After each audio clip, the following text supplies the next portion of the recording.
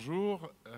Alors Vincent m'a demandé de parler en premier parce que je vais vous raconter en fait l'histoire de l'idée la plus bête du monde.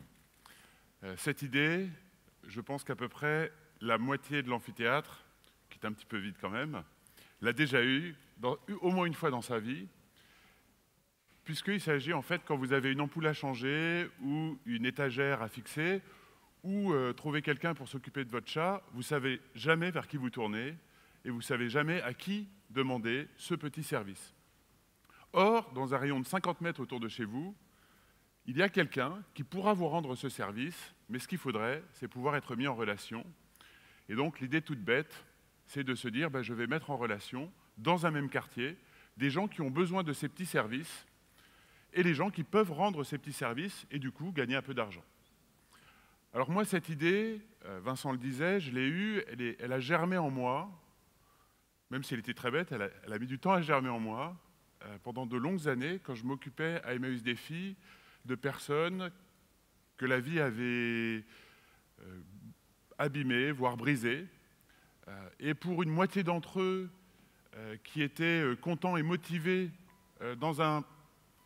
Attendez, j'ai juste oublié de le couper.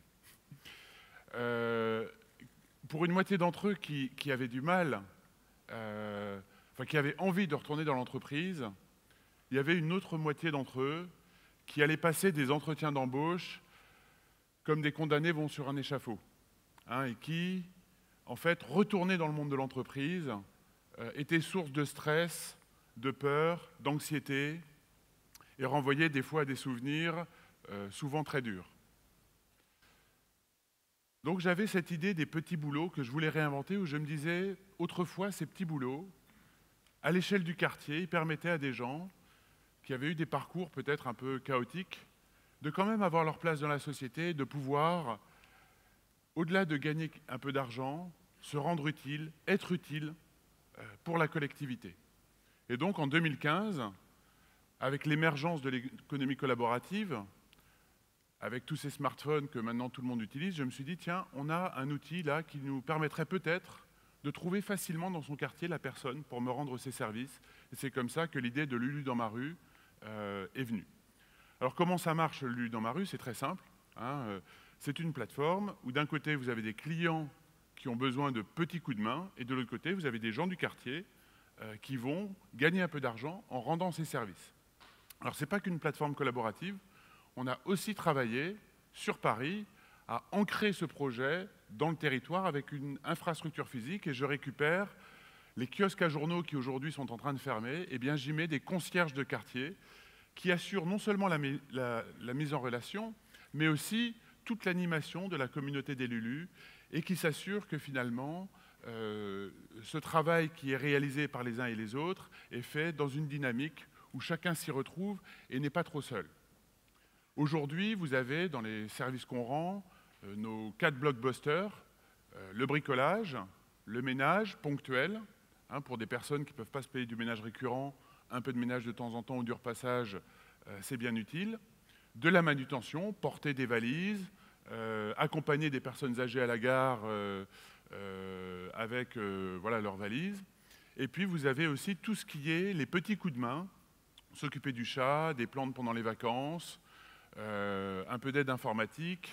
Voilà. Et puis après, on a plein de petits services que les Lulus rendent, comme ouvrir des huîtres, changer des pneus de voiture, monter des boîtes à Lego quand une maman enceinte est trop fatiguée et que c'est une grosse boîte de Lego Star Wars. Donc nos petits Lulus vont dans le quartier rendre tous ces petits services avec une tarification qui est très simple, à la demi-heure. C'est entre 5 et 20 € la demi-heure en fonction du service demandé. Et ainsi, aujourd'hui, vous avez à peu près 1 millier de prestats qui est réalisé chaque semaine dans 4 arrondissements parisiens.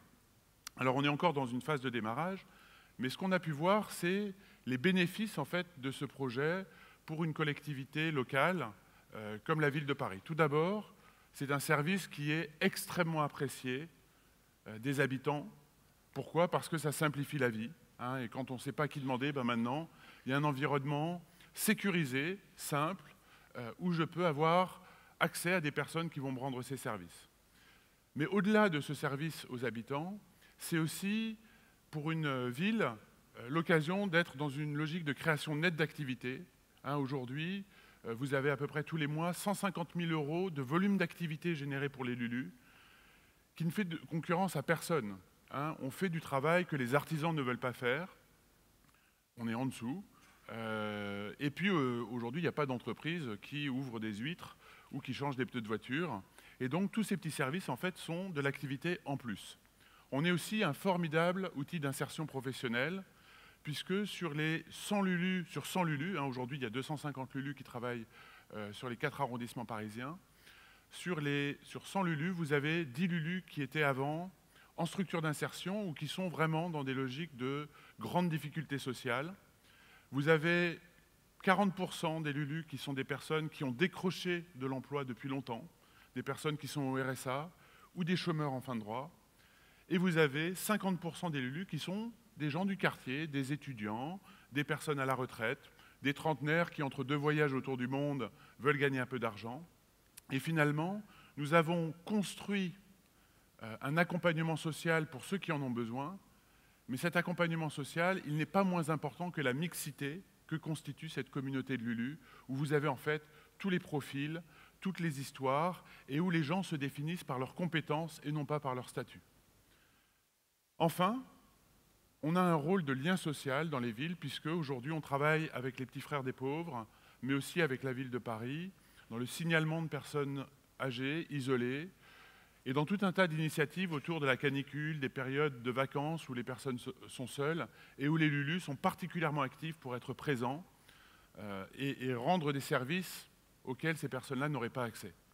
Je pense qu'en plus, ce qu'on veut construire, c'est recréer ce lien de quartier en ayant accès à des personnes que je connais. Je pense qu'on en a tous marre du livreur Amazon qui a 7 secondes pour vous balancer à la figure son colis et qu'on ne revoit jamais. Et aujourd'hui, tout le monde aspire à ce qu'on puisse avoir de l'activité qui soit aussi ancrée localement et qui puisse être utile à des gens de mon quartier. Alors l'impact de Lulu pour une collectivité est aujourd'hui avec peu de recul, mais 2 ans de recul quand même assez évident. Juste pour vous donner une idée, sur les 250 Lulu, vous avez des Lulu qui gagnent entre 200 et 300 € par mois. Il y en a d'autres qui gagnent entre 2 000 et 3 000 € par mois.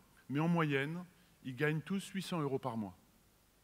Donc ce n'est pas non plus anecdotique en termes d'impact, mais si on veut pouvoir développer ça à plus grande échelle dans tous les territoires et toujours le garder dans une logique de solidarité, il est aussi important que l'État inscrive l'économie collaborative dans une dynamique de progrès social. Sinon, les acteurs de l'économie collaborative vont être sujets au capitalisme sauvage, dont on a déjà aujourd'hui un premier aperçu, avec des noms que je ne citerai pas, mais que vous connaissez tous, et qui nous donnent un peu la face sombre de ce que l'économie collaborative peut être. Je crois qu'il faut travailler pour ça sur 3 axes.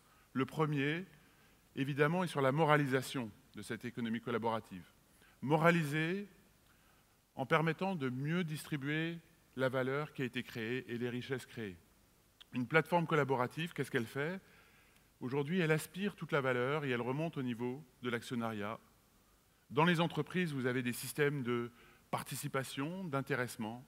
Eh bien, il est temps de le mettre en œuvre aussi au niveau des plateformes collaboratives. Moraliser en construisant un dialogue social entre les collectifs d'indépendants et les plateformes. Aujourd'hui, le rapport entre un indépendant et une plateforme est déséquilibré. La plateforme a trop de poids. Et il faut donc permettre à ces indépendants aussi d'établir un dialogue équilibré dans les négociations qu'il doit y avoir sur les tarifs, sur les conditions de travail, etc., avec ces plateformes. Troisièmement, moraliser en demandant aux plateformes de prendre part au combat pour la cohésion sociale et en s'inscrivant, elles aussi, dans une logique d'insertion par l'activité économique et de créer, comme il existe des entreprises d'insertion, créer aussi des agréments pour que des plateformes collaboratives puissent être dans une logique d'insertion. Ça, c'est sur le premier axe de la moralisation. Le deuxième axe, c'est la sécurisation des personnes. Sécuriser ces indépendants, essentiellement auto-entrepreneurs, pour qui aujourd'hui, je le vois chez Lulu, devenir auto-entrepreneur, dans beaucoup de cas, engendre de l'incertitude sur que vont devenir mes allocations? Avec ce statut, est-ce que je vais avoir la même couverture sociale ou pas? Et donc permettre à des personnes, en travaillant, quand elles retrouvent de l'activité, même si c'est en tant qu'indépendant, qu'elles puissent réellement préserver au moins leur protection sociale. Et lorsqu'elles cotisent, leurs 26% de cotisation, il faut que ces cotisations donnent droit à des accès à des droits supplémentaires. Aujourd'hui, quand un Lulu gagne 100 € par mois, il va reverser 26 € via des cotisations, notamment pour la retraite. Mais s'il n'atteint pas un seuil minimum de 1 000 €, il n'aura jamais accès à cette retraite.